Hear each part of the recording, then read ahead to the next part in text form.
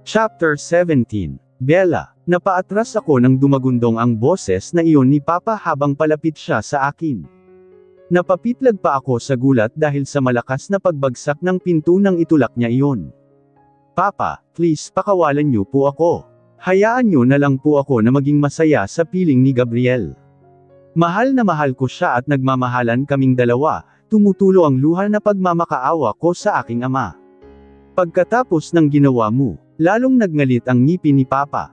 Umangat ang isang kamay niya kaya napapikit ako at napaiwas sa pag-aakalang sasampalin niya ako ng malakas. Ngunit lumipas ang ilang segundo na hindi iyon nangyari. Sa halip ay naiwan sa ere ang palad niya ng dumilat ako. Hindi ko ito ginagawa para sa sarili ko, Bella. I'm doing this for you and Iris. Dahil sa oras na mawala ako sa pagiging pinuno ng organisasyon, alam mo na malalagay sa alanganin ang buhay niyong magkapatid. Bakit, Papa? May ipinagkaiba ba iyon sa buhay na meron kami ngayon? Tumigas ang aking anyo at hindi ko na napigil ang sambat ko sa aking ama. Tinuturuan niyo na maging masama si Kuya Iris. Sa tingin niyo, hindi po nanganganib ang buhay niya. Hindi lang sa mga awtoridad kundi pati na rin sa mga kalaban niyo sa negosyo. At ako, pa, magiging tahimik at payapa ba ang buhay ko kapag naging asawa ako ni Don Facundo? Hindi ba kayo natatakot na baka gawin niya rin sakin ang ginawa niya noon sa unang asawa niya? Hindi lihim sa aming lahat ang pagpatay ng Don Facundo na iyon sa sariling asawa pagkatapos nitong malaman ang balak na pagsuplong sa mga awtoridad tungkol sa mga maling gawain nito. Hindi iyon mangyayari kung magiging mabait na asawa ka lang sa kanya, Bella. Kung hindi mo susuwayin ang mga gusto niya, lalo lang na malisbas ang aking mga luha dahil sa determinasyon na nakikita ko sa mukha ni Papa Ramonico. At alam ko na kapag sinuwi ko siya ay lalo lang siyang magagalit sa akin. Gayunman ay hindi ko pa rin napigilan dahil sa labis na pagkamuhing nararamdaman ko sa kanya. Kung nabubuhay lang ngayon si Mama, hinding-hindi niya papayagan na gawin mo ito sa amin ni Kuya Iris, Papa. Lalo na itong ginagawa niyo sa akin. Nanlisik ang mga mata niya nang balingan niya ako at muntik na naman niya akong mapasample ngunit pinigilan niya ang sarili. Wala kang alam tungkol sa amin ng mama mo kaya huwag na huwag mong gagamitin dito ang pangalan niya, Bella. Matagal nang nanahimik ang kaluluwa ng mama mo. Nanahimik. Sa tingin niyo talaga, natatahimik si mama kung nasaan man siya ngayon, pa.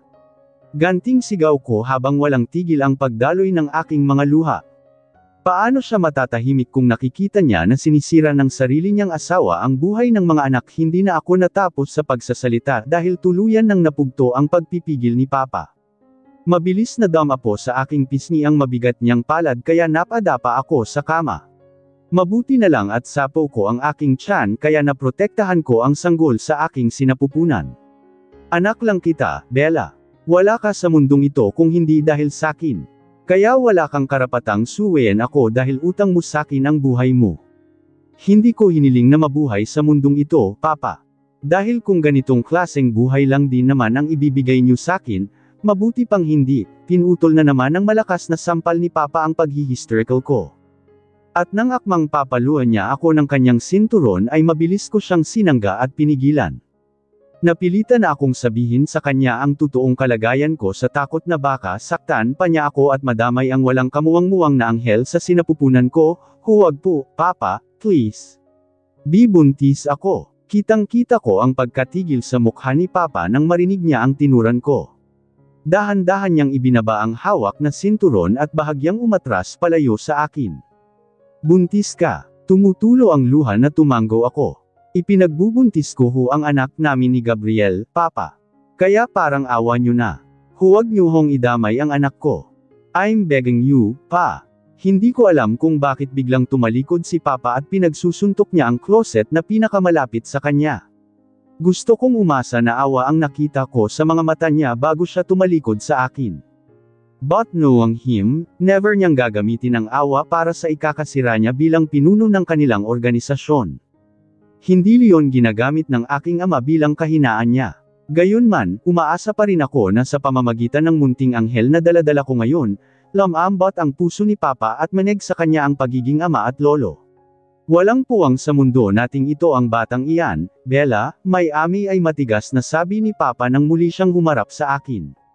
Hindi ito pwedeng malaman ni Don Facundo at siguradong papatayin ka niya. Kailangan nating gawa ng paraan ang pagbubuntis mong iyan. Ano ang ibig mong sabihin, pa? Hindi ko lubos maunawaan ang sinasabi ng aking ama ngunit ramdam ko na ngayon pa lang ay takot na ako. Ipapalaglag natin ang batang iyan bago pa man malaman ni Don Facundo. Nang inag sa takot ang buong katawan ko dahil sa sinabi ni Papa na parang hindi niya kadugo at apo ang gusto niyang patayin. Hindi ko papayagan na saktan niyo ang anak ko, pa. Ako muna ang patayin niyo bago niyo siya saktan. This is the consequences of your action, Bella. Galit na sigaw ni Papa bago siya muling tumalikod. Ngunit habang palabas siya ng pinto ay nagpahabol ang aking ama. Fix yourself. Nasa ibaba na sina Don Facundo at Judge Rowe. Anumang oras ay sisimulan na ang seremonya ng kasal niyo. Pagkasabi niyo ni Papa ay sunod-sunod na putok ng baril sa aming bakuran ang narinig namin. Napaigtad ako sa sunod-sunod na putok pa na umalangaw-ngaw sa paligid. Binalot ng kaba ang dibdib ko. Bigla akong napasiksik sa kama habang sapo ko ng dalawang kamay ang aking tiyan na parabang sa pamamagitan yun ay kaya kong protektahan ang aking anak sa nagbabadyang panganib. Dapat sanay na ako sa ganitong eksena. Simula noong bata pa ako, palagi nang may nagtatangka sa buhay ng aming pamilya. Walang buwan na hindi kami nalalagay sa panganib. Parating may nakasunod na kamatayan ang bawat isa sa amin. Ngunit hanggang ngayon, takot na takot pa rin ako sa ganitong mundong ginagalawan ng aming pamilya. At ang takot na nararamdaman ko ngayon ay lumala dahil sa isang ideya na sumagi sa isipan ko. Paano kung si Gabriel ang nasa labas at nakikipagputukan sa pamilya ko para iligtas ako? Dahil doon kaya mabilis akong bumaba ng kama at sumilip sa bintana. Una kong nakita ang napakaraming tauhan ni Papa Ramonico na may mga hawak na malalakas na baril at nakikipagbarilan sa mga pulis. Mula sa malahasyenda naming bakuran ay nakita ko ang pagdating ng ilang grupo ng mga kalalakihan na de armas din. Agad ko silang nakilala na mga tauhan ni Don Facundo. Kasama nila ang personal bodyguards nito na siyang nagmamando sa lahat. Pilit kong hinahanap sa paligid ang aking asawa. Kanina pa ako umaasa na makikita siya uli. Pero ngayon, habang nakatingin ako sa madugong labanan sa labas ng aming bahay, hinihiling ko naman ngayon na sana hindi siya makita sa gitna niyon. Hindi bale nang hindi ako mapuntahan ni Gabriel basta maging ligtas lang siya. Mas mahihirapan ako sa ganitong sitwasyon kung silang dalawa na ng anak namin ang ililigtas ko sa aking pamilya. Sa kakahanap ko kay Gabriel sa aming malawak na bakuran ay nahadyap ng aking mga mata ang mga unipormadong grupo na may nakasulat na Interpol sa kanilang mga damit at sombrero. Ramdam ko ang pag-asa na lalong nabuhay sa puso ko.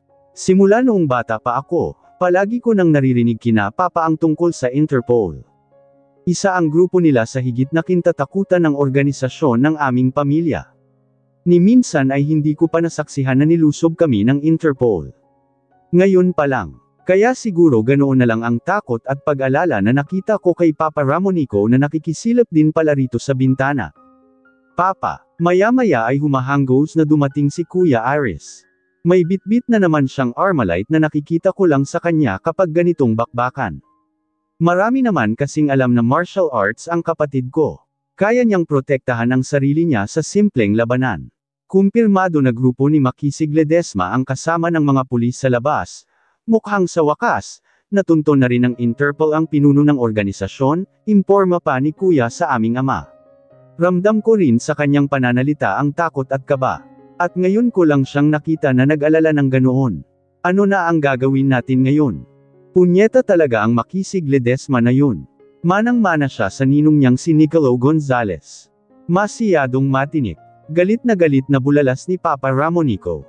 Bata pa lang din ako ay naririnig ko na sa kanila ang pangalang Nicolo Gonzales, hanggang sa lumaki na ako at ang pangalang Makisig Ledesma ay naririnig ko na rin.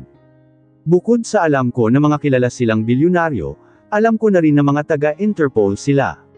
Hindi ko rin alam kung paano nila natuklasan ang tungkol sa tunay na pagkatao niyo, Papa. Siguradong may nagtimbre sa kanila, tiimbagang nasabi pa ni Kuya Aris. Sabagay, sino ba ang mag-aakala na ang isang kilalang hasyendero at negosyante na si Ramonico Cerezo ay isa palang pinuno, hindi lang basta ng isang sindikato, kundi ng malaking organisasyon na tumatakbo hindi lang dito sa Pilipinas kundi pati na rin sa buong Asya. Lalo at kilala rin si Papa na pilantropo at matulungin sa mga tao. Halos karamihan ng mga charity dito sa Bacolod ay si Papa ang major sponsor. But don't worry, Pa. Tinawagan ko na lahat ng contact natin, patuloy na imporma ni Kuya Aris at nakikinig lang ako sa kanila. Gayunman ay panay pa rin ang pasilip-silip ko sa labas. Ayokong sumulpot mula sa kulumpo ng mga naglalabanan ng aking asawa. Sa oras na makita siya ni na Papa at Kuya ko, lalo na ni Don Facundo, siguradong hindi siya bubuhayin. Papunta na raw ang mga backup na ipinadala nila. Dumating na rin ang iba pang tauhan ni Don Facundo. At may mga tinawagan pa siya na papunta na rin. Hindi pa rin tayo pwedeng makampante. Hindi birong kalaban ng mga hayop na Interpol na yan. Ipahanda mo sa piloto ang chopper. Kailangan nating makaalis dito bago pa man tayo mahuli ng Makisig Ledesma na yun, mariing utos ni Papa kay Kuya Aris, bago siya bumaling sa akin. Maghanda ka na rin at siguradong dadalhin ka ni Don Facundo sa pagtakas niya papuntang Cambodia, bayad ka na niya sa amin kaya obligasyon ka na niya ngayon. Umawang ang aking bibig. Alam ko naman na ibinenta na niya ako kay Don Facundo. Ngunit hindi ko inaasahan na ganoon kadaling ipaubaya ni Papa Ramonico ang kaligtasan ko sa ibang tao. Lalo na sa gitna ng ganitong sitwasyon. At nakita ko sa mukha ni Kuya Aris na kahit siya man ay nagulat sa deklarasyon na leon ng aming ama. Ako na ang bahala kay Bella, Pa. Isasama ko siya sa pagtakas. Ihahatid ko na lang siya kay Don Facundo sa Cambodia. Kahit papaano ay ikinatuwa ko ang sinabing iyon ng aking kapatid. At mukhang papayag naman sana si Papa kung hindi lang biglang dumating si Don Facundo na may hawak din na baril. Kasunod niya ang 5 sa magagaling at malalakas niyang tauhan. Napaatras ako sa takot ng hamayon ng kanyang tingin sa akin at saka ngumisi na para bang walang panganib ang nakaamba sa paligid. Totoo nga nandito na pala ang babaeng mapapangasawa ko, saad nito at saka ngumisi ng malademonyo. Hindi ako makakapayag na may humadlang sa kasal natin, Bella. Kahit mga Interpol pa yan. Basta sa araw na ito, magiging akin ka. Gagawin ni Judge Rowe ang seremonya ng kasal natin habang nasa biyahe tayo papuntang Cambodia. Gusto kong makasiguro na hindi ka na mababawi pa sa akin ng Gabriel Contreras na iyon. Sumiksik ako rito sa bintana nang maglakad palapit sa akin si Don Facundo. Lalo akong nanginig sa takot nang hawakan ako braso ng 2 tauhan niya. Mabuti na lang at nagsalita si Kuya Aris. Sa akin na muna sasama si Bella, Don Facundo. Kailangan nyo nang makatakas agad ni Papa dahil kayo ang target ng Interpol. Lalo lang nila kayong matutuntun kung isasama mo agad si Bella. Siguradong hindi titigil ang Gabriel na iyon sa paghahanap sa asawa niya. Hindi ko alam kung dapat ko bang ikatuwa o ikatakot ang sinabing iyon ni Kuya Aris. Masaya ako na nararamdaman kong kahit papaano ay parang ayaw pa niya akong ibigay kay Don Facundo. Pero lalo akong binalot ng takot nang marinig ko ang pangalan ng aking asawa. Hindi pa man sila tapos sa pag-uusap ay humahanggos din na dumating ang isa sa mga tauhan ni Don Facundo. Kumpirmado na ho na si Ilona ang nagtimbre sa Interpol at mga pulis. Nasa labas siya at kasama ang nagngangalang Gabriel Contreras. Nanlaki ang aking mga mata dahil hindi ako makapaniwala. Bakit naman ako tutulungan ni Tita Ilona? Dahil ba leon kay Gabriel? Samantalang noon pa man ay alam ko na kung gaano katikot ang tiyahin kong iyon na kalabanin sina Papa at Kuya Aris, lalo na ang organisasyon. Walang hiya talaga ang pamangkin mong leon, Ramonico. Sa oras na malagay sa alanganin ang organisasyon natin, papatayin ko siya. Galit na sigaw ni Don Facundo. Huwag mong pakialaman ang pamangkin ko. Nasa grupo ko siya kaya obligasyon ko siya, ayaw patatalo na sagot ni Papa. Nasa gitna ng mainit na pagtatalo ang aking ama at si Don Facundo nang may marinig kaming putok na parang nasa sala lang. Nakapasok na ang Interpol. Tumakas na kayo, Pa. Malakas na sigaw ni Kuya Aris na siyang sumilip sa ibaba, kasabay ng pakikipagbarilan niya. Sa kabila ng ginawa nilang ito sa akin, hindi ko pa rin mapigilan na mag-alala kay Kuya Aris. Lalo na nang makita ko na nadaplisan siya sa balikat at bumakat ang dugo mula sa puting t-shirt na suot niya. Kuya Aris. Tumakbo ako para daluhan sana ang kapatid ko nang tamaan uli siya sa kabilang balikat na ikinabagsak na niya. Pero bigla akong hinarang ng mga tauhan ni Don Facundo. Isama niyo na siya. Ako na ang bahala kay Aris. Sigaw ni Papa kay Don Facundo at siya ang tumulong sa kapatid ko. Bitiwan mo ako, hayop ka. Sinubukan kong pumigla sa mahigpit na pagkakahawak sa akin ni Don Facundo habang dinadala nila ako sa itaas kung saan ay may helipad at naroon ang chopper na ipinahanda ni Papa sa piloto niya. Pero kahit anong piglas ko ay sinisiguro ko pa rin na hindi mapapaano ang baby ko. Arabella, maya-maya ay natigilan ako nang marinig ko ang pamilyar na boses na iyon na sumulpat mula kung saan. Laminga ko sa bandang hagdan dahil parang doon iyon nanggaling. Kaagad na kumabog ang aking dibdib nang makita ko ang aking asawa na tumatakbo papalapit sa amin habang may hawak na baril. Gabriel, ngunit bago pa man siya makalapit sa amin ay pinaputukan na siya ng aking ama, "No Papa, huwag." Kaagad namang nakapagtago sa likod ng poste si Gabriel bago pa man siya matamaan ng baril ni Papa Ramonico. Naalala ko na magaling din palang makipaglaban ang aking asawa. Hindi siya basta-basta mapapatay, gayon man ay labis pa rin ang aking pag-alala dahil napapalibutan siya ngayon ng mga kalaban. Kaagad din siyang hinarap ng mga tauhan ni Don Facundo. Pero kinagat ko sa balikat ang lalaking katabi ko bago pa man niya mapaputok ang baril kaya napaigik siya sa sakit. "Punyeta kang babae ka." Galit na sigaw sa akin ni Don Facundo nang makita niya na namilipit sa sakit ang isa pa niyang tauhan pagkatapos kong harapin at tinuhad sa pagkal-ay asteriski nito. Arabella, sinubukan akong habulin ni Gabriel nang kaladkarin ako ni Don Facundo papunta sa helipad. Pero hinaharang na nga siya ng mga tauhan nito, sinusundan pa siya ng baril ni Papa. Doble-doble na ang kaba at pag-aalalang nararamdaman ko para sa aking asawa. "Huwag ka nang sumunod sa akin, Gabriel. Papatayin ka nila." "Wala akong pakialam, Arabella. Hindi ako papayag na kunin kanila sakin. Mahal na mahal kita." Lalong nanubig ang aking mga mata. Hindi ako makapaniwala sa narinig. Ibig kayang sabihin yun ay naalala na ako ni Gabriel. "Huli ka na, Gabriel. Dahil akin na ang asawa mo." Ganting sigaw ni Don Facundo habang patuloy niya akong kinalakadkad at paunti-unti naman kaming hinahabol ni Gabriel at panaka-naka siyang nagkukubli para iwasan ang mga bala na umuulan papunta sa kanya at mga balang nanggagalan din kay Papa. "Patayin mo muna ako bago mo maaga sa akin ang asawa ko, Don Facundo." Matapang na pakikipagsagutan ng aking asawa at matapang din na biniraili ang tauhan ni Don Facundo na walang takot din na sinalubong siya. Ngayon na naalala ko na siya, hindi na ako papayag na may manakit pa sa kanya. Kahit sarili ko pa, lalo akong hindi makapaniwala sa tinuran ng aking asawa. Nalunod sa tuwa ang aking puso sa gitna ng mapanganib na sitwasyon dahil sa wakas ay naalala na rin uli ako ni Gabriel. "Gabriel." Maya-maya ay malakas na sigaw ko nang magpambuno sila ng isa pang tauhan ni Don Facundo dahil pareho silang naubusan na ng bala. Nag-hand-to-hand combat sila at hindi naman nangialam ang iba pang tauhan pagkatapos pigilan ng katunggali ni Gabriel para magmalaki na kaya niyang labanan ng mag-isa ang aking asawa. Hindi ko mapigilan ang mapahanga nang makita ko kung paano napabagsak ni Gabriel ang kalaban. Ngunit nanlaki ang aking mga mata nang makita ko na babarilan siya ni Papa. Mabuti na lang at agad siyang pinigilan ni Kuya Aris na hindi ko alam kung bakit. Agad namang sumaklolo ang isa pang tauhan ni Don Facundo at binaril si Gabriel. Dahil hindi niya liyon na paghandaan dahil sa akin siya nakatutok kaya tinamaan siya sa likod. "Gabriel." Napahawak ako sa aking likod matapos kong maramdaman na parang tinamaan ako ng bala sa parteng leon. Ramdam ko kasi ang mainit na likidong umagos sa balat ko. And I was right. Dahil nang tingnan ko ang aking palad, nakita ko ang aking sariling dugo. Hindi ako nag-alala o natakot para sa sarili ko kaya nagtago uli ako pinakamalapit na poste. Si Arabella ang inaalala ko at ang aming anak na nasa sinapupunan niya na inamin na sa akin ni Luigi, kaya kailangan kong manatiling buhay.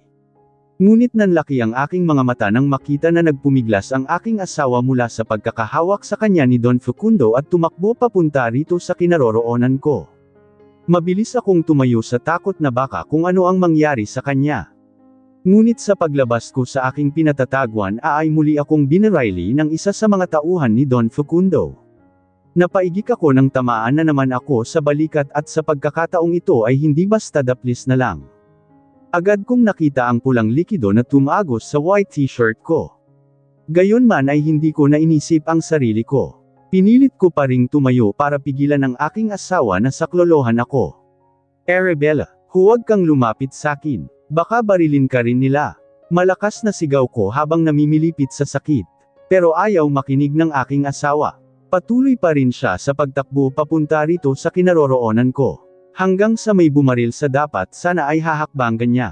Arabella, pasiga uli na pidgel ko sa kanya. Diyan ka lang. Gabriel, marami ka ng tama ng bala. Kailangan mo nang madala sa ospital, umiiyak na sagot ng aking asawa at saka ito humingi ng saklolo sa kapatid na duguan din at pilit inaakay ng kanilang ama habang palayo sa lugar na iyon. Kuya Iris, Papa, please tulungan niyo po si Gabriel. Ngunit bigla siyang nilapitan ni Don Facundo at pilit pinapatayo. Let's go, Bella. Hahayaan kong mabuhay ang asawa mo basta sumama ka lang sakin. Don Facundo, nanggigigil na sigaw ko nang makita ko ang kanyang ginawa. Sinubukan kong gumapang palapit sa kanila pero bawat maling galaw ko ay binabaril ng tauhan niya ang parteng malapit sa akin para bantaan ako. Get your hands off my wife. Mahinang sambit ko na dahil para na akong nauubusan ng lakas. Nararamdaman ko rin na parang unti-unti nang nanlalabo ang mga mata ko. Hindi ko na nga mahawakan ng maayos ang baril ko dahil nanginginig na ang aking kamay. Manahimik ka dyan, Gabriel Contreras. Baka gusto mong unahin ko itong asawa mo kapag hindi ka pa tumigil. Banta rin sa akin ng walang hiya na si Don Facundo. Ngunit napangiwi ako dahil sa kirot na samigid sa mga parte ng aking katawan na tinamaan ng bala. I'm already bleeding out. Naliligo na sa pulang likido ang damit ko kaya kinabahan ako, natakot ako na ngayon ko lang naramdaman sa totoong buhay ko. Paano na si Arabella at ang magiging anak kapag may nangyaring masama sa akin? Sino ang magliligtas sa kanila? Mariin kong ipinikit ang aking mga mata habang pinipilit ko ang aking sarili na makatayo. Hindi ako pwedeng sumuko, not now. At ito ay sa kabila ng mas panlalabo pa ng aking mga mata. Halos hindi ko na nga maaninag ng mabuti ang magandang mukha ng aking asawa. Gayunman ay pinilit ko pa ring tumayo para habulin siya nang makita ko na pilit siyang kinaladkad ni Don Facundo palayo sa akin. Pero bago pa man ako makatayo ng maayos ay tuluyan nang nawala ng lakas ang aking mga tuhod. Muli akong bumagsak sa sahig at namilipit na naman sa sakit. Pakiramdam ko ay namanhid ang aking buong katawan hanggang sa unti-unti nang pamipikit ang aking mga mata na pilit pa ring inaaninag at hinahabol ng tingin si Arabella na papalayo sa akin. Bahagya ko lang ding naririnig ang malakas niyang sigaw na huwag ko na raw siyang habulin. Ngunit bago pa man ako tuluyang lamunin ng kadiliman, narinig ko pa ang sunod-sunod na putok ng baril sa paligid at ang pamilyar na boses ng kaibigan kong si Makisig. At sa sandaling iyon ay saka lang ako kampanteng napapikit ng tuluyan. Dahil alam ko na kahit anuman ang mangyari ay hindi niya pababayaan ang asawa ko. Kumusta si Gabriel? Agad na tanong ko kay Sir Luigi nang dumating ako rito sa ospital para dalawin siya at ako naman ang magbantay. Ang totoo niyan, 3 araw nang nandito sa ospital ang asawa ko. Malala ang mga tama ng bala sa katawan niya kaya kinailangan niyang manatili sa intensive care unit. Tinamaan kasi ang ilang maseselang parte sa katawan niya. At sa loob ng ilang araw na pananatili niya rito sa ospital ay halos oras-oras akong nagbabantay. At kung pwede nga lang na huwag akong umalis sa tabi niya. Hindi pa kasi kami nagkakausap simula nang dalhin namin siya rito, kasama ang kaibigan niyang si Makisig. Ngunit hindi ako pinapayagan ni Sir Luigi at ng doktor ko. Kailangan ko raw ng sapat na tulog at pahinga para sa kaligtasan ng baby. Nagbleeding kasi ako noong araw na nagkaroon ng engkwentro sa bahay namin. Manganganib daw na makunan ako kapag hindi pa ako nag-ingat uli. Binigyan din ako ng mga gamot ng aking doktor para sa kaligtasan namin ng baby ko. Kaya kahit gustuhin ko man ako ang unang makita ni Gabriel kapag nagkamalay na siya, hindi pwede. Kailangan ko ring alagaan ang aming anak dahil siguradong ito ang isa sa mga magpapabalik ng lakas niya kapag nagising na siya. Sinabi na sa akin ni Sir Luigi na inamin na niya kay Gabriel ang tungkol sa pagbubuntis ko. Akala ko mali lang ako ng pagkadinig habang nasa gitna kami ng labanan noon. Nakakulong na nga pala ngayon si Don Facundo. Nahuli siya ng Interpol, sa pamumuno ni Makisig Ledesma, ng araw ding iyon. Kasama rin sa mga nahuli sina Papa Ramonico at Kuya Iris. Actually, halos lahat ng miyembro ng organisasyon ay nasakot ng mga awtoridad. May manggilan-ngilan ang nakatakas at nagtatago. Ngunit kampante kami na mahuhuli rin sila agad dahil ibinigay na ni Tita Ilona ang lahat ng mga hideout nila na posibleng pagtataguan ng mga ito. Nakakakulong na rin pala ang tiyahin kong iyon pero kusa siyang sumuko sa mga autoridad kaya sigurado raw na mas mababa ang parusa na ihahatol sa kanya. Sa kabila ng ginawa ni na Papa Ramonico at Kuya Ari sa akin, hindi ko pa rin matiis na hindi sila dalawin sa kulungan. Lalo pa at humingi na rin sila ng tawad sa akin. Kahit naligay sa panganib ang buhay namin noon ni Gabriel, lalo na ng magiging baby namin, pinatawad ko pa rin sila. At mahal ko pa rin sila. Gayunman, kailangan pa rin nilang pagbayaran sa batas ang lahat ng mga kasalanan nila. He's okay now. Ang sabi ng doktor, stable na raw ang kalagayan ni Gabriel, nakangiting sagot sa akin ni Sir Luigi. Kaya huwag ka nang mag-alala masyado.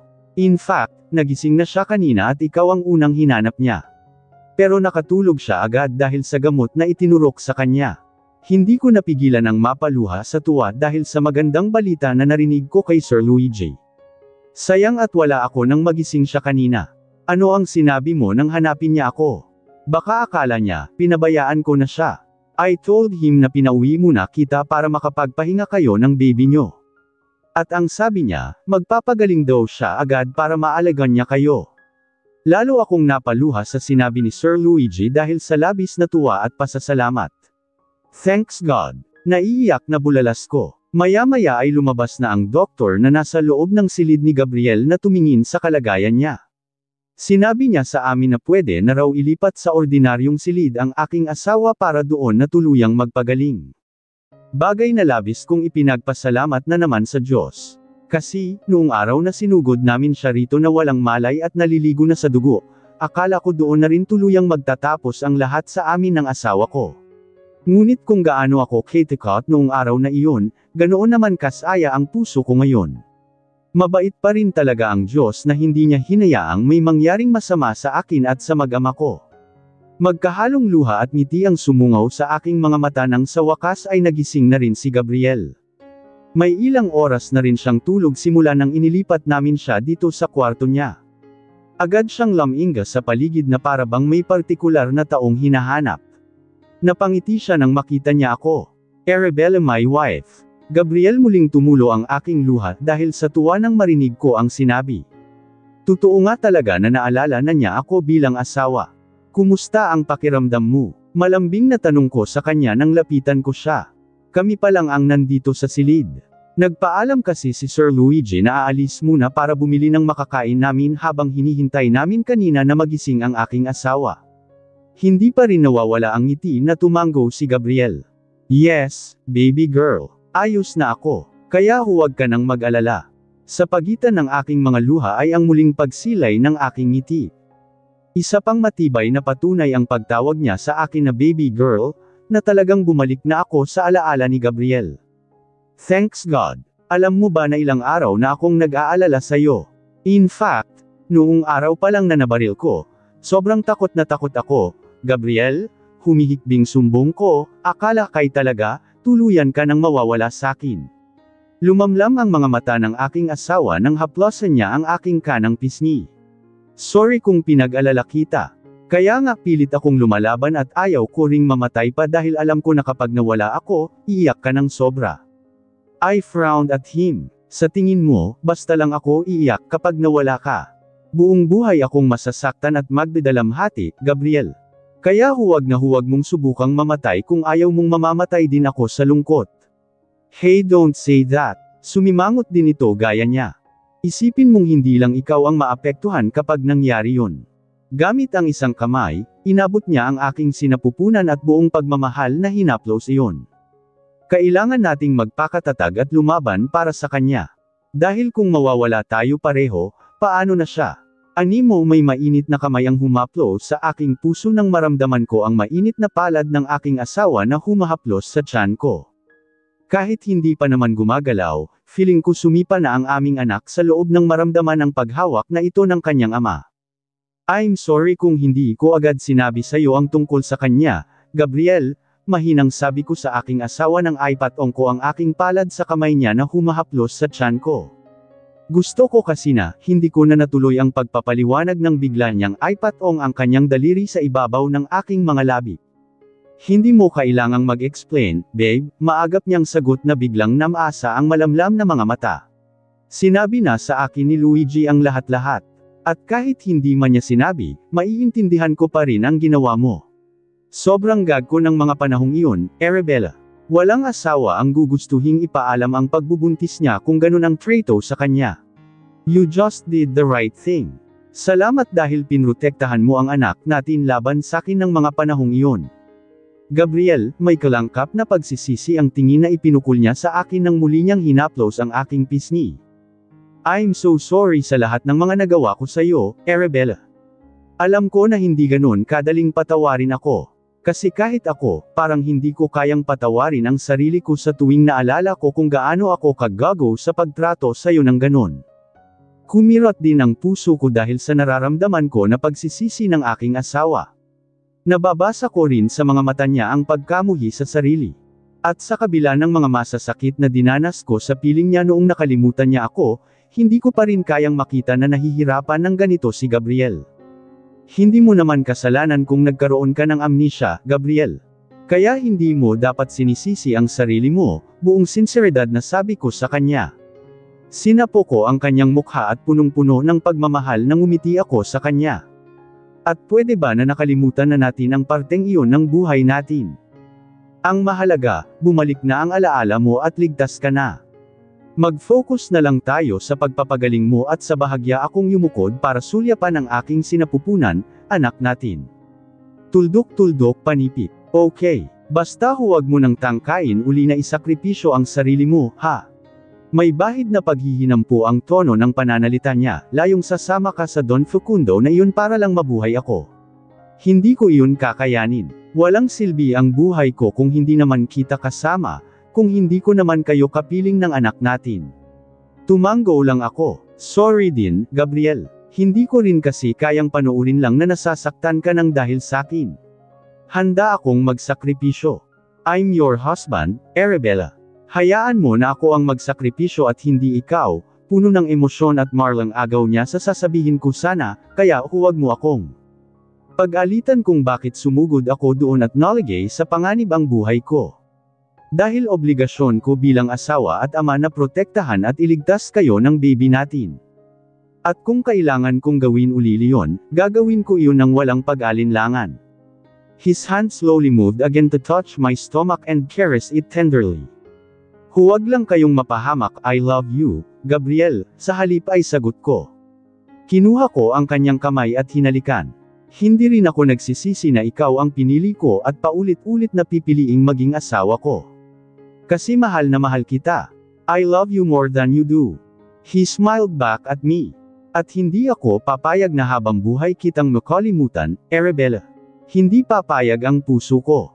I promise you that. Okay. Nangingiti na tumango-tango lang ako habang pinakatitigan ko ng mabuti ang mukha ni Gabriel at minimemorya ang bawat anggulo nyon. Sa bagay, hindi ko naman iyon kailangang gawin. Kasi kahit nakapikit man ako, tandang-tanda ko pa rin ang bawat detalye nyon. Kaya kung sakaling dumating man ang araw na ako naman ang nagka-amnesia, mabilis ko siyang maalala.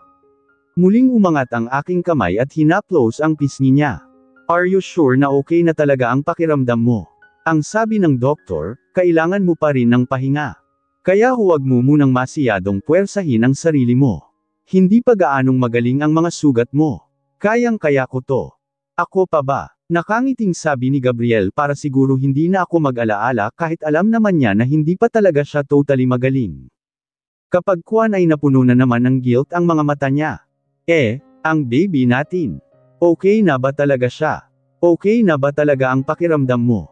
Ayaw kong magsinungaling kay Gabriel tungkol sa totoong kalagayan ng aming anak kahit alam kong mag-aalala siya lalo dahil karapatan niya bilang ama na malaman ang totoo. Medyo okay na ako. Pinagpapahinga lang din ako ng doktor ko. Bawal pa raw akong ma-stress at mapagod ng sobra kaya palitan muna kami ni Sir Luigi sa pagbabantay sayo. But don't worry, may mga gamot na akong iniinom para mas kumapit pa si baby. Tumihim ang bagang ng aking asaw at kumuyam ang kanyang mga kamay. Walang hiya kasi talaga ang Don Facundo na iyon, Hindi kayo malalagay sa panganib ng anak natin kung hindi dahil sa kahibangan niya. Mapapatay ko talaga siya kapag nagkita kami uli gumagalaw ang kanyang panga sa sobrang galit. Umiling-iling ako. No, huwag mong ilagay sa kamay mo ang batas, Gabriel. Hindi ko rin kaya kapag nakulong ka ng dahil sakin, and besides, nasa kulungan na ngayon si Facundo at habang buhay na niyang pagbabayaran sa kulungan ang mga kasalanan niya. Kasama sina Papa Ramonico, Kuya Arls, Tita Ilona at iba pa nilang mga kasabwat. Medyo lamambat ang anyo ng aking asawa nang dahil sa huling sinabi ko. I'm sorry, babe. I know na sa kabila ng mga ginawa nila sa'yo, nag-aalala ka pa rin sa pamilya mo. Kung may magagawa lang ako para bawasan ang lungkot na nararamdaman mo ngayon. Nagkapatawaran na kami, Gabriel. Ang batas at ang Diyos na ang bahala sa kanila. Totoo ang ngiti na ipinagkaloob ko sa aking asawa.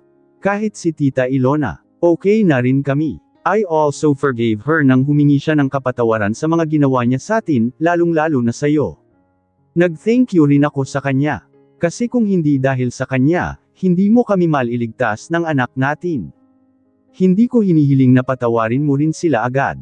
Pero sana dumating ang araw na mapatawad mo rin sila. Lalo na si Tita Ilona. Ngumiti ang aking asawa at masuyong sinapo ang aking mukha. I'm so proud of you. Kaya mahal na mahal kita, kasi napakabuti ng puso mo. At huwag ka nang mag-isip pa. Dahil nagkapatawaran na rin kami ni Ilona nang magdesisyon siya na makipagtulungan sa amin ni Makisig para mahanap ka at mabuwag ang organisasyon ng pamilya mo. Sinabi na niya sa akin ang buong katotohanan, mahabang paliwanag ni Gabriel bago huminga ng malalim. And about your dad and Kuya Iris, hindi rin biro ang ginawa nila sa'yo, pati na rin sa magiging baby natin. Gusto ko rin sanang pagbayarin sila sa mga kamay ko. Pero alam ko kung gaano mo sila kamahal, Arabella.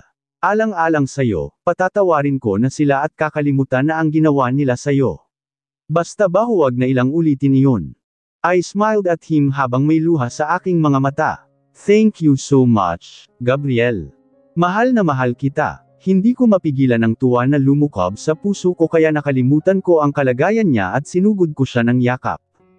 Pero mabilis din akong napabitawa sa aking asawa nang marinig ko ang pag-eject niya nang madaganan ko ang sugat sa balikat niya. Oh, my God! I'm so sorry. Nag-alala na hinaypan-hipan ko ang parteng iyon para mawala ang sakit. Sumilay lang ang ngiti sa mga labi ni Gabriel habang nakatitig ng matiim sa akin. Okay lang ako basta ikaw, baby girl. Tingnan mo, ilang araw lang, magaling na ako. Pwede na akong lumabas at ako naman ang mag-aalaga sa inyo ni baby. Huwag mong madaliin ang sarili mo. You'll be better soon, nangingiting sagot ko. Kaya naman naming maghintay ni baby, At saka araw-araw naman kaming nandito para bantayan ka. Pero mas okay siguro kung huwag mo na muna akong dalawin, babe. Para mas makapagpahinga ka ng maayos, kapag kuwan ay wika ni Gabriel. Baka kasi mapagod at ma-stress ka lang sa pagpunta rito, Nandyan naman sina Luigi at mga kasambahay na magbabantay sakin. Pati si Owen daw dumadalaw din dito. Nakasimangot na umiling-iling ako. Mas mapapagod at ma-stress ako sa bahay kapag hindi kita nakikita, Gabriel. Ikaw lang kaya ang palaging iniisip ko. Mas gusto ko na ako ang kasama mo rito at nag-aalaga sa iyo hanggang sa tuluyan kang gumaling. I'm your wife. Remember, obligasyon ko yun. Akala ko naman ay igigiit pa niya ang gusto niya. Noong my husband na sobrang protective pagdating sa akin. Lalo na ngayon na magkakaanak na kami, isang biyaya na ang tagal naming hinintay noon. Kaya nakahinga ako ng maluwag nang sa halip ay mas tumimas pa ang kanyang ngiti nang tumingin siya sa akin. Okay po kung iyon ang gusto ng asawa ko. Mas bibilas nga ang paggaling ko kapag nandito kaya ni baby. Basta mas importante pa rin na makapagpahinga ka kaya hindi ka pwedeng tumagal dito, okay? Nakangiti rin na tumangtango ako bago dumukwang ang aking asawa at naglapat ang aming mga labi. Buong init at pagmamahal na nagsalo kami sa halik. Muntik na kaming makalimot kung hindi lang napaigig si Gabriel nang mapakapit ako sa braso niya. Nagkatawanan na lang kami nang bumitaw sa isa't isa. I love you, halos sabay pa nabulong namin kapag kuwan. Mayarnaya lang ay dumating na rin si Sir Luigi na may dalang mga pagkain. Tuwang-tuwa at nakahinga rin siya nang maluwag nang makitang gising na ang matalik na kaibigan. Ngunit nagulat kami nang malamang may kasama siya. Si Phoebe. Pasensya na kayo. Hindi ko naman sana siya isasama, Nagpumilit na sumakay sa sasakyan ko kasi gusto raw niyang bisitahin ka kaya isinama ko na agad na paliwanag sa amin ni Sir Luigi nang mapansin niya ang pagkatigil namin ni Gabriel nang makita namin na kasama niya si Phoebe. Gusto kong sugurin at kaladkarin palabas ng silid si Phoebe nang maalala ko lahat ng kasamaang ginawa sa akin. Kaya nga hindi ko siya hinayaang dumalaw dito noong mga nakaraang araw dahil nag-alala ako na baka makapagpapalala lang siya sa kalagayan ni Gabriel. Pero ngayon, alang-alang sa aking asawa ay nagtimpi ako. I know na sa kabila ng mga ginawa ng kinakapatid niya, pinapahalagahan pa rin niya ito. Katulad ng pagpapahalaga ko pa rin sa aking pamilya sa kabila ng mga kasalanan nila. Kaya hahayaan ko ang aking asawa na magdesisyon para kay Phoebe. Sumulyap sa akin si Gabriel na parang humihingi ng permiso sa magiging desisyon niya ngunit nginitian ko lamang siya. Hinawakan ko ang kanyang kamay at saka pinisil upang iparamdam sa kanya na anuman ang magiging desisyon niya ay tatanggapin ko ng bukal sa aking kalooban. It's okay, bro. Wala kang kasalanan, sabi niya kay Sir Luigi bago hamayon ang kanyang tingin kay Phoebe. Kitang-kita ko kung paano umaliwalas ang mukha ng babae nang tumingin sa kanya si Gabriel. Mabilis na lumapit siya sa aking asawa at nilagpasan lamang niya ako. How are you, Kuya Gab? Alam mo ba na ilang beses akong nagpabalik-balik dito noon para dalawin ka pero hindi ako pinayagan ni Bella. Agad na sumbong ni Phoebe sa aking asawa at sa kanya ako tinapunan ng masamang tingin. Kahit silap lang hindi niya talaga ako pinayagan, kuya. Napakasama talaga ng ugali ng babaeng iyan. Siya na nga itong naglagay sa'yo sa kapahamakan, Hindi naman mangyayari sa'yo ang lahat ng ito kung hindi dahil sa kanya at sa pamilya niya. Wala talaga siyang ipinagkaiba sa tita Ilona niya. Mga salot sa lipunan ang pamilya nila. She doesn't deserve you, Kuya Gab. Napatiimbagang ako dahil sa masasakit na salita na ibinato na naman sa akin ni Phoebe. Napakagaling niya talagang Manaira, pero napag-isip-isip na at some point, tama naman ang mga sinabi niya. Hindi naman talaga mapapahamak si Gabriel kung hindi dahil sa akin. Kaya naiintindihan ko si Phoebe kung magalit man siya sa akin at kay Tita Ilona. Tahimik at maayos lang naman talaga sana ang buhay ng aking asawa kung hindi lang kami pumasok ni Tita Ilona. Gayon man ay nanatili akong tahimik at nakikinig lang sa kanila ni Gabriel. Paninindigan ko ang aking desisyon na ipapaubaya sa aking asawa ang magiging kapalaran ni Phoebe. Tutal, naalala na rin naman niya lahat ng mga kasalanan nito. Stop it, Phoebe. Walang kasalanan dito si Arabella, kalmadong sagot lang ng aking asawa kaya nagkatinginan kaming dalawa ni Sir Luigi. I know na tulad ko, inaasahan din ng aking kaibigan na magagalit si Gabriel sa kinakapatid niya. Ngunit hindi pa rin ako nangialam dahil may tiwala naman ako sa aking asawa. Pinagbabayaran na rin ngayon ni Ilona at ng pamilya nila ang mga kasalanan nila kaya tigilan mo na ang pagsasabi ng masasamang salita laban sa kanila. Nang ganun-ganun lang, Kuya Gab. Pagkatapos kang lokohin at nakawan ng Ilona na yun. At ipahamak ka naman ng Arabella na yan at ng pamilya niya. Galit na tumayo si Phoebe at dinuro niya ako pero hindi ko pa rin siya pinatulan dahil nagtitiwala ako sa aking asawa. Kuya Gabriel naman, nag-iisip ka ba? Paghihistorical niya nang muli niyang ibaling ang atensyon sa aking asawa. Nilalaso ng babaeng iyan ang pag-iisip mo, kuya. Ano na lang ang sasabihin ng mga tao kapag nalaman nila na pamilya ng sindikato ang asawa mo? Siguradong hindi ka nila iboboto sa susunod na eleksyon. Posible rin na magiging target ka na rin ng mga kalaban nila. Mas humigpit pa ang pagkakakuyong ko sa aking mga kamay para lang paigtingin pa ang aking pagtitimpi. Kaunting-kaunti na lang at hindi ko na mapipigilan pa ang aking sarili sa mga naririnig kong salita galing kay Phoebe.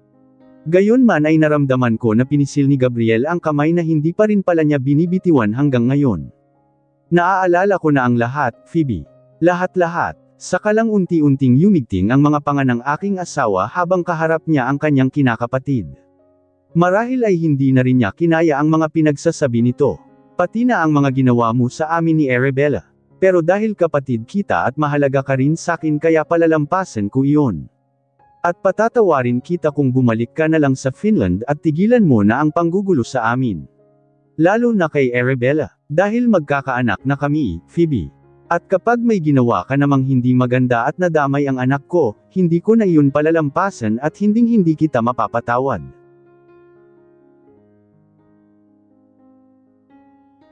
Sana po ay magsilbing aral ito sa lahat na kung ipaglalaban mo ang taong mahal mo, ganun din siya sa iyo, na kahit ano ang mangyari ipaglalaban ka din niya, mamahalin, aalagaan, at magbibigay ng kasiguraduhan na kaya ka ipagtanggol lalo na pagdating sa family mo. Biglang natahimik ang paligid, kahit ako man ay tila nabingi sa sumunod na katahimikan. Gayon man ay hindi nakaligtas sa aking paningin ang pag-awang ng bibig ni Phoebe habang namimalog ang kanyang mga mata. Siguro, hindi siya makapaniwala sa mga narinig niya mula sa aking asawa. Lalo na sa parteng sa wakas ay magkakaanak na kami ni Gabriel. Ang buong akala niya kasi, isa akong baog at walang silbing babae. That's not true, Kuya Gab. For sure, niloloko at pinapaikot ka lang ng babaeng iyan. Napailing-iling si Phoebe habang nagpalipat-lipat ang kanyang tingin sa amin ng asawa ako bago siya sumulyap sa aking sinapupunan ng bigla itong haplasan ni Gabriel. Let's say na totoong buntis nga siya. Pero paano ka nakakasiguro na sayo nga talaga ang batang dinadala niya, Kuya Gab? Alam naman natin na palagi silang magkasama ni Luigi. What if Phoebe? Hindi na ako nakapagpigil pa at sinigawan ko siya. Hindi tama na pati si Sir Luigi ay idadamay niya rito. Hiyang-hiya na napatingin na lamang ako sa aking kaibigan na nakita kong napailing na lang din. Ganyan ka na baka desperada na mapasayo si Gabriel at kung ano-ano na lang ang ibinibintang mo sa amin ni Sir Luigi. Dahil totoo naman talaga na malandi ka. Kung hindi mo inakit si Kuya Gabriel, ako sana ang pakakasalan niya. Sinugod niya at aktong sasaktan pero bigla siyang hinarang ng braso ng aking asawa. Gayon man ay mabilis pa rin akong napaatras at napayapos sa aking tiyan ang mga braso ko para protektahan agad ang sanggol na dinadala ko. Naramdaman ko rin na hinayla ako ni Sir Luigi at itinago sa kanyang likuran upang protektahan din habang panay ang sigaw ni Phoebe. Nagwawala siya sa kabila ng pagpipigil sa kanya ng aking asawa. Phoebe, I said stop it. Ano ba? Malakas ba sigaw ni Gabriel na halos echo sa buong silid? Kahit kami man ni Sir Luigi ay nagulat sa galit na boses ng aking asawa nang tumayo siya para pigilan si Phoebe ng akmang susugurin na naman niya ako. Tigilan mo na sa Arabella, utang na loob. At umalis ka na habang may natitira pa akong awa at pagmamahal sa'yo bilang kapatid ko. Or else ako mismo ang magpapakulong sa'yo kapag pinagtangkaan mo pa uli ang mag-ina ko. Lalong namilog ang mga mata ni Phoebe. Hindi siguro niya inakala na kaya siyang pagbantaan ng ganoon ng aking asawa. Ako naman ay hindi rin makapaniwala na kaya akong piliin at ipagtanggol ng ganoon ni Gabriel. Sa kabila ng galit ko ay napuno ng tuwa ang puso ko dahil mas lalo ko lang naramdaman kung gaano ako kamahal ng aking asawa. Bawiin mo lahat ng mga sinabi mo, Kuya Gabriel. Dahil kung hindi, asahan mo na makakarating ito kina mommy at daddy. Matapang at palaban pa rin na sagot ni Phoebe. Kahit si Gabriel ay napailing na lang sa sobrang kakapalan ng mukha niya. Just live, malamig ang boses na muling pagtatuboy ng aking asawa na para bang nauubusan na ng lakas. At ganoon na lang ang panlalaki ng aking mga mata nang makita ko na dumudugo na naman ang sugat sa kanyang braso. Gabriel, mabilis na dinaluhan ko ang aking asawa at ganoon din si Sir Luigi nang makita namin na bigla siyang nanghina at muntikan ng bumagsak. Agad siyang inalaya ng kaibigan niya pabalik sa higaan at saka ko naman sinugod at pinagsasampal si Phoebe. Umalis ka na. Kapag lumala ang sitwasyon ni Gabriel nang dahil sa kagagawan mo, ako mismo ang papatay sa iyong babae ka. Malalaman mo talaga ang sinasabi mong criminal na pamilyang pinanggalingan ko. Hindi ko alam kung natakot ba siya sa mariing pagbabanto ko o nakaramdam siya ng konsensya nang makita niya si Gabriel na nanghihinang nakahiga sa kama at namumutla ang mga labi. Dahil pagkatapos sulyapan ni Phoebe ang aking asawa, walang anumang salita pa at dali-dali siyang lumabas ng silid. 7 months later. Ingat po kayo sa pag-uwi, Mama. Mami-miss po namin si Baby Kian, sabi ng nurse sa akin habang inaasikaso niya ako para sa paglabas namin sa ospital. Katatapos ko nga lang palang manganak sa panganay namin ni Gabriel. Normal delivery lang naman kaya nakalabas agad karni after 2 days. Pero kahit saglit lang kaming nanatili rito, napalapit agad kami sa mga hospital staff nag-asikaso sa amin, lalo na ang baby namin na si Baby Kian. Marami kasi ang natutuwa dahil napakaputi niya at napakalusog na baby. Tapos sobrang itim at kapal pa ng buhok niya. Mabait din siya at hindi mahirap alagaan. Kaya nag-aagawan ang mga nurse sa pag-aalaga sa kanya. Thank you. Hindi bale, invited kayong lahat sa christening at first birthday niya. Magiliw na saad ko sa nurse na babae. Tuwang-tuwa naman na nagpaalam na siya dahil excited na raw siyang ibalita sa mga kasamahan niya ang sinabi ko. Ngunit bago iyon ay buong giliw din na nagpaalam muna siya kay Baby Kian. Pagkaalis ng nurse ay nagligpit na rin ako ng mga gamit namin habang hinihintay ang pagdating ni na Gabriel.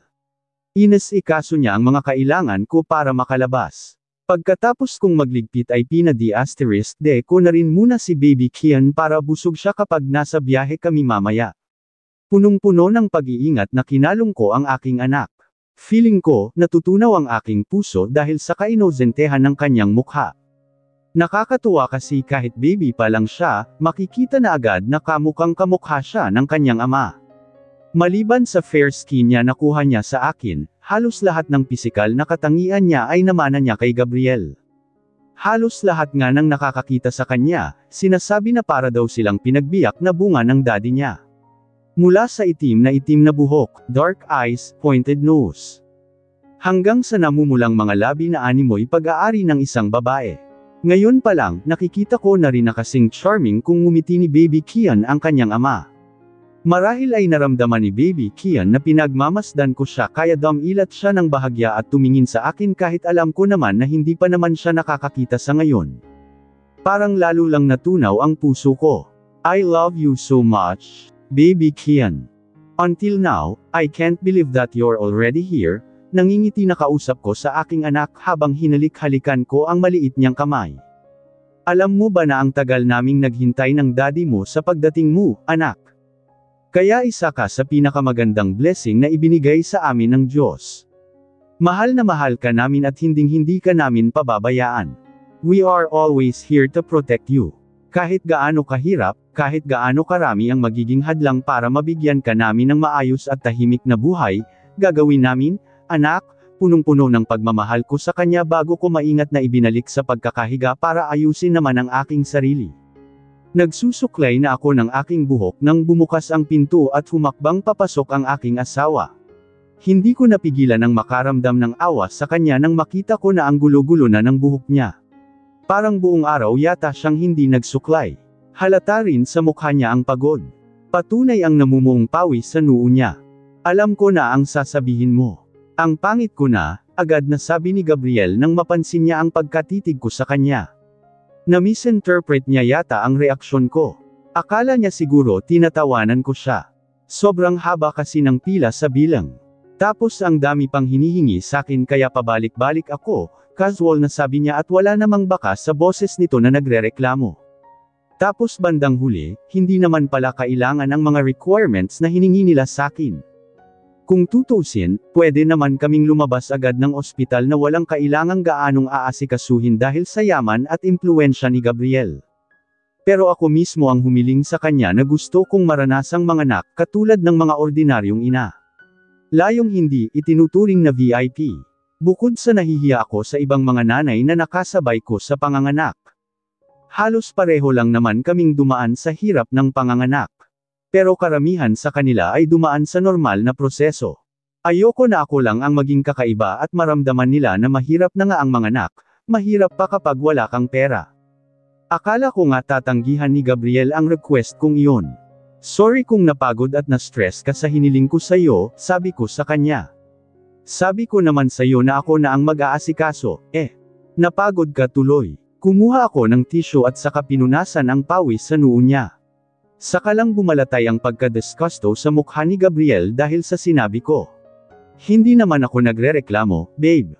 Sinabi ko lang ang mga napansin ko sa patakaran nitong ospital, malambing na paliwanag niya at sa kanya kinuha ang aking kamay na pumupunas sa pawis niya. Masyado nilang pinapahirapan ang mga mahihirap.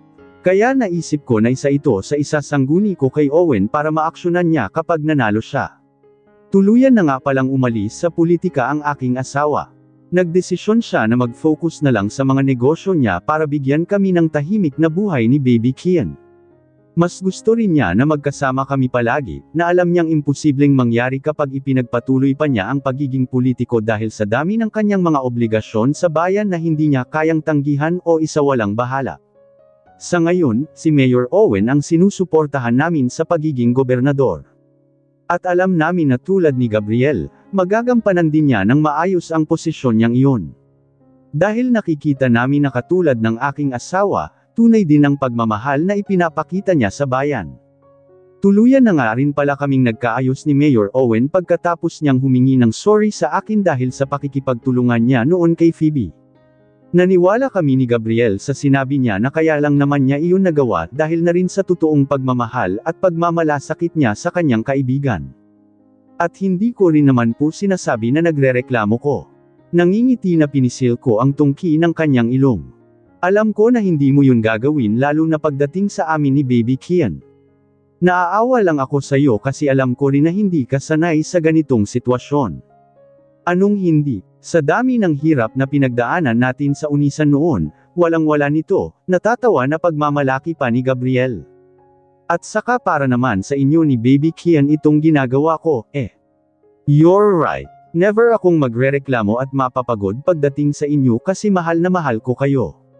Kahit, bahagya niyang sinukli ang buhok gamit ang mga daliri, malo siyang manako sira. Natawa ako sa biro niya. Guwapo ka pa rin naman kahit pawisan ka at magulo ang buhok mo. Ikaw pa rin ang hottest daddy sa paningin ko. At saka ko iyon sinundan ng kindat. Malapad ang ngiting sumilay sa mga labi ni Gabriel nang hapitin niya ako sa baywang. Huwag mo nga akong kinikindat kainditan ng ganyan kung ayaw mong masundan agad si Baby Kian. Nanaginip pa naman ako kagabi na may baby girl na rin daw tayo. At Jonah, ang pangalan niya. Baby girl. Agad-agad, bulalas ko sa tonong nagrereklamo kunwari. Pero alam naman ng asaw ako na tulad niya, never din akong magrereklamo pagdating sa pamilya namin. Lalo na sa pagbibigay ng anak sa kanya para mabuo ang pamilyang pangarap namin pareho. Layong marami kaming anak na papuno sa tahanan namin. Hoy, mister, baka nakakalimutan mong kapapanganak ko lang. Akala mo siguro biro ang magbuntis at magluwal, ha? I know. Lumawak pa ang pagkakangiti ni Gabriel at pagkatapos ay hinagkan niya ako sa noo at napuno ng kaseryosohan ang kanyang mukha. Kaya nga proud na proud ako sa iyo. Kasi kinaya mo ang pagbubuntis at pag-deliver kay Baby Kian kahit sobrang dami ng naging hadlang. At habang buhay kong pasasalamatan ang bagay na iyon, Arabella. I mean, ang pagbibigay mo sa akin ng anak. You made me the luckiest husband and father in the world. Namasa ang aking mga mata dahil sa kaligayahang nadarama ng aking puso. Ramdam na ramdam ko kasi kung gaano katuto si Gabriel sa bawat salita niya. Mas maswerte ako na ikaw ang naging asawa ko. Pero mas maswerte si Baby Kian dahil ikaw ang naging ama niya. Tuldok panipik. Parehong may ngiti sa aming mga labi nang yakapin namin ng mahigpit ang isa't isa. Saka kami naghiwalay at akmang maglalapat ang aming mga labi nang biglang umungot si Baby Kian. Na para bang gusto ring magpayakap. Naingat naman agad ang baby na yan, amused na sabi ng aking asawa nang sulyapan niya ang aming anak. Hinawakan niya ang aking kamay at nilapitan namin si Baby Kian. Saka lang niya binitiwan ang aking kamay nang kalungin niya ang aming anak. Stop crying na, baby. Daddy's here na, okay. Nilambing ko lang naman sandali ang mommy mo, Nagselos ka naman agad. Natawa ako nang marinig ko si Gabriel. Ramdam ko na parang malulusaw na naman ang puso ko habang pinapanood ko ang aking mag-ama. Damang-dama ko kung gaano kamahal ni Gabriel ang aking anak. At ngayon pa lang, sigurado ako na magiging mabuting ama siya kay Baby Kian at sa mga magigimang anak pa namin balang araw. Hayes, ganito pala ang feeling kapag nanay ka na, no? Walang kasing sarap kapag nakita mo na buo ang pamilya mo na punong-puno ng pagmamahalan. Palabas na sana Karel ng kwarto nang dumating si Sir Luigi. May dala siyang bouquet ng favorite flower ko. Hindi mapantayan ang aliwalas ng kanyang mukha nang makita niya si Baby Kian na kalong-kalong ni Gabriel. Wala siya noong araw na nanganak ko at may business conference siya sa Singapore kaya ngayon lang niya makikita ang anak namin ni Gabriel. Congratulations. Sorry kung huli na ako sa balita, pabiro niyang saad bago niya inabot sa akin ang bulaklak at saka nagbeso. I'm so proud of you, Bella. Natawa kaming dalawa nang makita namin ang masamang tingin na ipinukol sa kanya ni Gabriel. May pa-flower na, may pa-beso pa. Baka gusto mong tumilapon palabas. Ikaw talaga. Natatawa na inakbayan lang ni Sir Luigi ang asawa ko. Hanggang ngayon ba pinagseselosan mo pa rin ako? May baby Kian na nga kayo na sobrang cute-cute, oh. Hinaplos nito ang pisngi ng aking anak na para bang gustong panggigilan pero nagpigil lang. Nakakainggit, ha? Parang gusto ko na tuloy mag-asawa rin. At sino naman ang aasawahin mo? Halos sabay pa nabulalas namin ni Gabriel. Saka lang tumawa ang aking asawa. Ni wala kang ang seryosong girlfriend ngayon, eh. Oo nga, no. Kapag nag-asawa ako, maghahanap pa ako ng babae, tapos liligawan ko, susuyuan ko kapag nagpakipot. Tapos gagastusan ko kapag nag-propose ako. Tapos sa bandang huli, ay reject lang naman pala ako. Eh, ano pala ang gusto mo? Instant mommy. Natatawang sabi ko sa kanya. Pwede naman. Marami namang single mom dyan na deserve ng second chance sa love. Nagkibit balikat lang si Sir Luigi. Ang daming hassle. Saka nakapag-bilyonaryo na ako tulad ng asawa mo. Sa ngayon, mikikibaby muna ako sa baby Kian na yan. Love ni Ninong yan, eh. Maingat nitong kinuha ang aking anak sa pagkakalong ni Gabriel. Ako naman ang kakarga para naman makilala niya agad si Ninong Luigi. Papaamoy ko sa kanya ang kilikili power ko. Sira. Tinampol ko siya sa brazen, sabay tawa ng malakas. Naaaliw ako sa kanya kasi kahit ngayon pa lang niya nakita si baby Kian, nakikita ko na agad na mamahalin din niya ito na parang tunay na anak. Tulad ng pagmamahal namin ni Gabriel bilang mga magulang. Sabagay, kahit naman noong ipinagbubuntis ko pa si baby Kian, mahal na siya ni Sir Luigi. Kaya nga todo alaga siya sa akin noon. At isa iyon sa mga bagay na ipinagpapasalamat ko sa Diyos. Dahil nakakasiguro ako na bukod sa amin ni Gabriel, may isang tao ang handang magpakaama kay baby Kian sa lahat ng oras. Sige na nga, ikaw na muna ang magkarga kay baby Kian para makalong ko rin itong asawa ko, kapag kuwan ay sabi ni Gabriel na nagpalaki ng aking mga mata. Ipapakuha ko na lang sa driver ang mga gamit natin dito. No, bulalas ko sa tonong tumututol. Bakit kakaragahin mo pa ako? Eh, kaya ko namang maglakad. Nanganak po ako pero hindi baldado. I know, pero iba na ang sigurado, giit ni Gabriel. Nasa mukha niya ang hindi patatalo pero hindi rin naman ako papayag kasi alam na alam ko naman sa sarili ko na kayang-kaya ko pang maglakad. Masyadong malayo rito ang parking lot. Pero nakakahiya, Gabriel.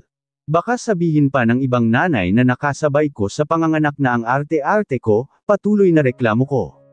Kesa naman mabinat. Please, stop being stubborn. He almost glared at me. O baka gusto mong I wheelchair na kita. Pumayag ka na. May tama naman ang asawa mo, eh, pagsang-ayon naman ni Sir Luigi. Kapapanganak mo pa lang, walang masama kung ingatan ka niya. Mas mahirap kapag nabinat ka, Bella. Pero pagod ka. Si Gabriel ang hinarap ko para pigilan pa rin siya. Lalo kang mapapagod kapag kinalong mo pa ako. It's okay. Mas importante ang safety mo. Puno ng pag-iingat na binuhat ako ng aking asawa at agad kong nalanghap ang mabangong amoy niya. Hindi ko mapigilan tumitig sa seryoso pero gwapong mukha ni Gabriel habang nakakawit ang aking mga kamay sa leeg niya. Why? Kumunat ang noo niya nang mahuli niya ako na titig sa kanya. You smell so good pa rin kahit pawis. Nakangiting puri ko sa kanya pero bakas ang sinseridad sa pananalita ko. Mabuti na lang at nauna nang lumabas si Sir Luigi na kalong si baby Kian. Dahil malamang na tinukso na naman niya kami. Really? Napakurap-kurap si Gabriel. Nababanguhan ka sakin pero ayaw mo namang magpakalong kanina. Iniisip ko tuloy na nababahuan ka na sakin dahil kanina pa ako pawis at hindi nakapagpalit ng damit. Nakalimutan ko kasing magdala ng t-shirt. Sorry kung hindi rin kita naasikaso kanina. Nakatulog kasi ako after kong magpa-breastfeed sa anak natin. Itinaas ko ang aking kamay at saka pinunasan ang mukha niya gamit ang panyo na hawak ko. Kawawa tuloy ang asawa ko, pawisan. Buti nga nakatulog ka. Nakapagpahinga ka pa bago tayo umuwi. Nginitian ako ni Gabriel bago siya dumukwang at hinalikan ng mabilis ang mga labi ko. Bawi ka na lang ng tulog kapag nasa bahay na tayo. Nagpaluto na rin ako ng bulalo kay Manang Lolet. Napatitig ako sa aking asawa. Nababasa ko kahit sa mga mata niya ang totoong pag-aalala niya sa akin. Normal delivery lang naman ako, babe. Kaya hindi mo ako dapat alalahanin ng ganyan. Makikita mo, sa susunod na araw lang, malakas na uli ako. Hindi pa rin biro ang mga pinagdaanan mo bago mo na ilabas si Baby Kian kahit sabihin nating normal delivery lang yun. Napangiti na lang ako. At least, na-appreciate ng asawa ko ang paghihirap ko bilang isang ina. At maswerte ako sa kanya. Walang kasing swerte. Namumutla ka na nga, puna niya sa akin nang may sakay na niya ako sa sasakyan. Nasa unahan ko si Sir Luigi na kalong pa rin si Baby Kian. Mabuti na lang at maganda ka pa rin. I can't help but to smile again. Nambola ka pa, bolero talaga yan, sabat naman ni Sir Luigi kaya muntik na siyang batukan ng aking asawa na ikinatawa lang niya. Nasaan nga pala ang bulaklak na bigay ko sayo? Tinapon ko sa basurahan. Masungit na sagot ni Gabriel. Ang baho kasi at ang cheap. Sira ulo ka talaga. Hey, can you stop it? Mabilis na pidgel ko sa kanilang dalawa bago pa man makabawi si Gabriel. Alam ko na mumurahin din niya si Sir Luigi. Ganoon kasi sila kung magbiruan minsan, Tandaan niyo na may munting anghel na ang nakikinig sa atin. Kahit baby pa lang siya, hindi magandang pakinggan na nagsasalita tayo ng bad words kapag nandyan siya. Maging role model naman kayo kay Baby Kian, sermon ko pa sa dalawang lalaki. Sorry naman, Babay Kian, agad na sabi ni na Gabriel at Sir Luigi. Masasanay din kaming maging mabait ng dahil sayo. Napailing na lang ako at saka ngumiti. Okay na ba ang pwesto mo? O gusto mong palit tayo? Dito ka sa tabi ng bintana. Kapag kuwan ay masuyong tanong sa akin ni Gabriel. Inayos niya ang damit ko na bahagyang lumihis ang lelayan at sa kanya hinawi ang ilang hibla ng aking buhok na nakatabing sa mukha ko. Baka kasi hindi ka komportable dyan. I just smiled at him. Kanina ko pa napansin na hindi siya magkanda-ugaga sa pag-asikaso sa akin. I'm fine, babe. Hawakan mo lang ang kamay ko at lidlip ako habang nasa biyahe. Gisingin niyo na lang ako kapag kailangan ko ng ivory asterisk steed si Baby Kian, utos ko sa aking asawa. Agad naman niyang hinawakan at pinisil ang kamay ko. Hinagkan pa niya ang likod nito. Sige matulog ka muna. Kami na ni Luigi ang bahala kay Baby Kian. Maingat na isinandal ni Gabriel ang aking likod sa upuan at saka inihilig niya sa kanyang balikat ang ulo ko.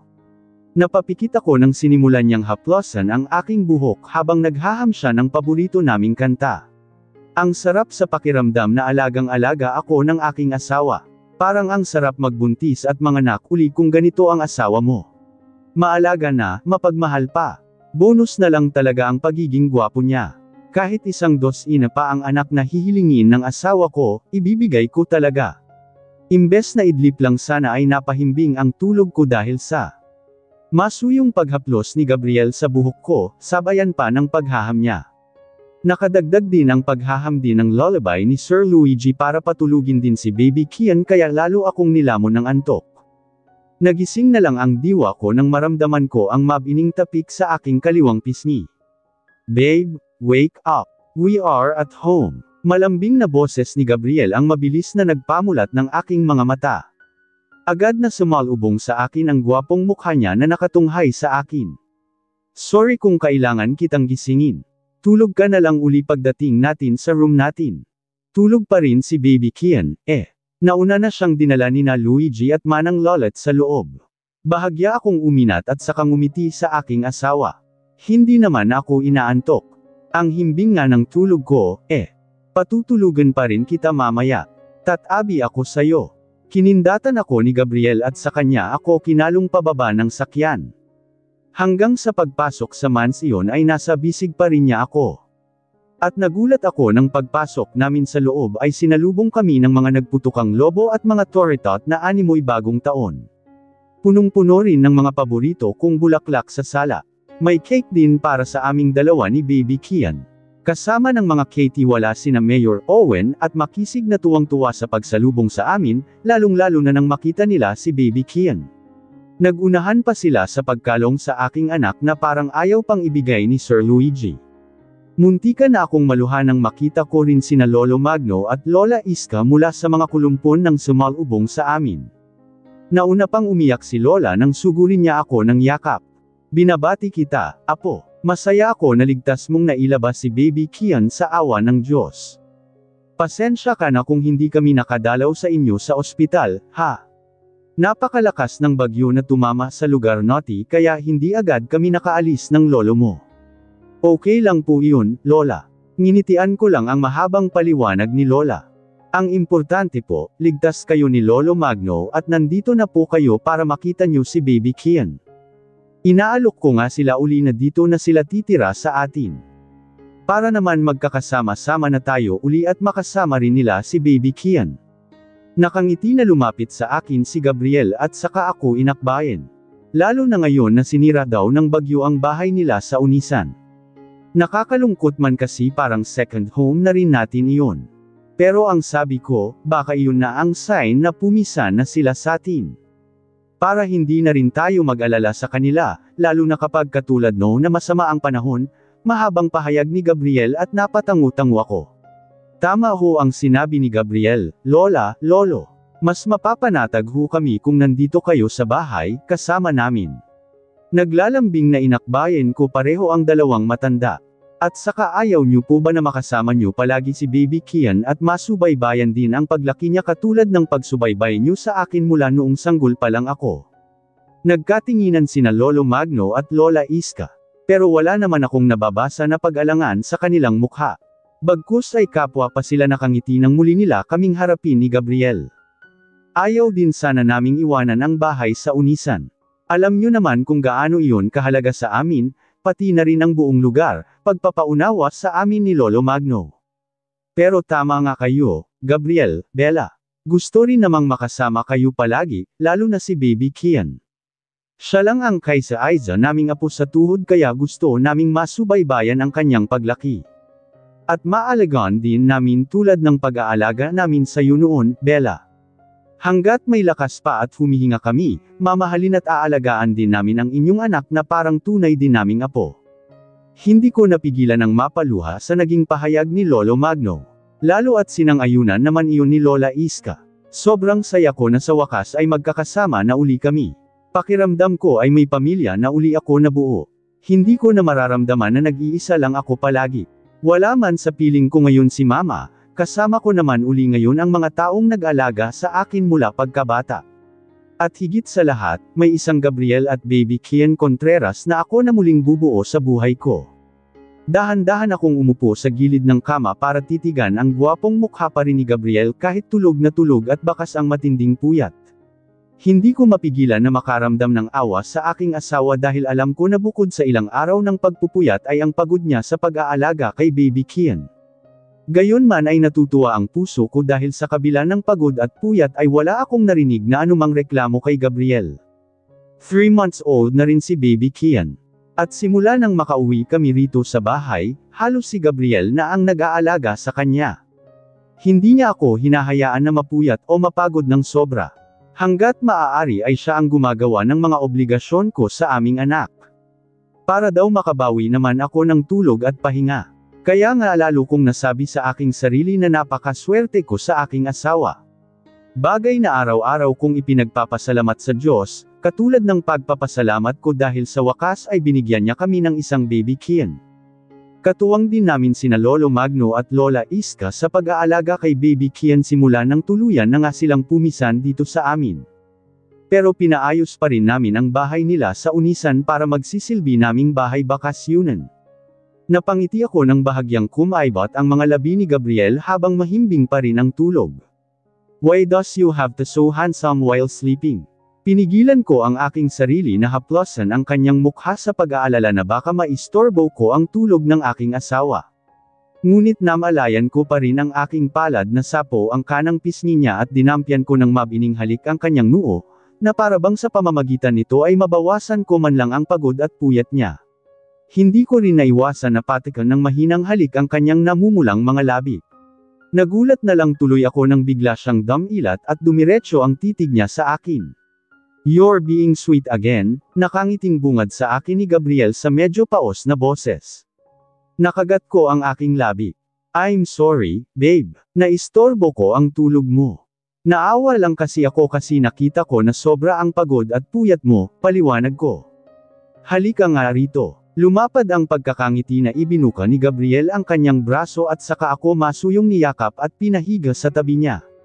Gumilid siya at humarap kami sa isa't isa. Bakit naman ako naging kawawa?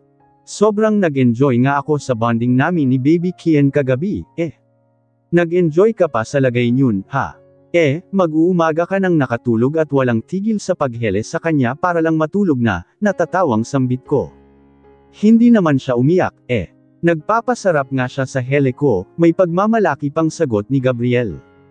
Ibig sabihin, gustong-gusto niya si Daddy at ayaw niya kaming maghiwalay na dalawa kaya hindi agad siya natulog. Naaaliw na napailing na lang ako sa tinuran ng aking asawa. Parating positive pa rin ang naririnig ko sa kanya kahit minsan ay iyak nang iyak si Baby Kian tapos pagod at puyat pa siya. Masaya pa siya pagkatapos, lalo na kapag sa wakas ay napatahan niya ito. Para na rin siyang inang tulad ko kung mag-alaga ng aming anak. Basta huwag kang maiyang magsabi o gisingin ako kapag kailangan mo ng tulong, okay? Yumapos din ako sa kanya bago nagpatuloy ulit sa malambing na boses. Obligasyon ko rin bilang ina ang pag-aalaga kay Baby Kian, lalo na sa ganiyang stage niya. Okay, baby. Basta sa ngayon, nag-e-enjoy pa ako na inaalagaan ang anak natin. At hinding-hindi ako mag-asawa na mapagod at mapuyat para sa kanya, sa inyong dalawa. Hinalik-halikan niya ang aking pisngi bago niya sinakop ang aking mga labi at saka nagpatuloy ulit. Dahil mahal na mahal ko kayong dalawa. At kayong dalawa ang buhay ko. Pagkatapos niyon ay sa kanya sinapo ang aking ulo at hinalikan ako sa bumbunan. Mahal na mahal din kita, Gabriel. Mahal na mahal ko kayo ni Baby Kian at kayong dalawa rin ang buhay ko, malambing din na sagot ko ng haplos-haplosan ko ang kanyang balikat. At nakita ko kung paano kaagad na naapektuhan ang aking asawa nang bumaba ang kamay ko sa dibdib niyang nakahantad at hinaplos ito. Tumikim siya na para bang gustong pakalmayan ang sarili. Gayon man ay hindi pa rin ako tumigil sa paghima sa kanyang dibdib, habang titig na titig ako sa kanyang mga mata. Yumigting ang panga ni Gabriel dahil sa pagpipigil. Babe, stop doing that. I'm already hard. Baka hindi ako makapagpigil niyan. Lumalim ang paghinga niya nang sa halip na tumigil ay idinikit ko pa ang aking dibdib sa kanya at ipinaramdam ko sa kanya ang malalambot kong apple. Damang-dama ko sa mga titig ng aking asawa ang matinding pananabik at pagnanasa niya sa akin. At bakit hindi? Ilang buwan na siyang nangungulila sa akin, katulad ng pangungulila ko rin sa kanya. Pero dahil gusto ni Gabriel na makapagpahinga muna ako at makabawi ng lakas kaya pareho kaming nagtiis ng ilang buwan, kahit minsan ay ako na ang nagsasabi at nagpaparamdam sa kanya na pwede na ulit. Ayaw lang daw niya na malo siyang agad ako, iyon ang biro niya sa akin. Babe, pikit ang mga mata na pidgel uli sa akin ng asawa ko nang bumaba ang aking kamay at humaplos sa tiyan niya, pababa sa kanyang puson. Nakikita ko kung paano niya pinipigilan ang sariling mga kamay na humaplos din sa aking katawan. I love you, hinihingal na bulong niya sa akin sa pagitan ng pawisan niyang mukha. Dahil nahihirapan pa rin akong ibalik sa normal ang paghinga ko kaya matamis ng ngiti lamang ang aking itinugon sa kanya ngunit punong-puno ng pagmamahal ang aking mga matang nakatitig sa kanya. Ilang sandali pa ay sabay din na bumagsak ang aming mga katawan sa kama at parehong habol pa ang hininga. At kung kailan naman magpapahinga na lang kami ay saka naman bumulaho ng iyak si Baby Kian na nasa crib.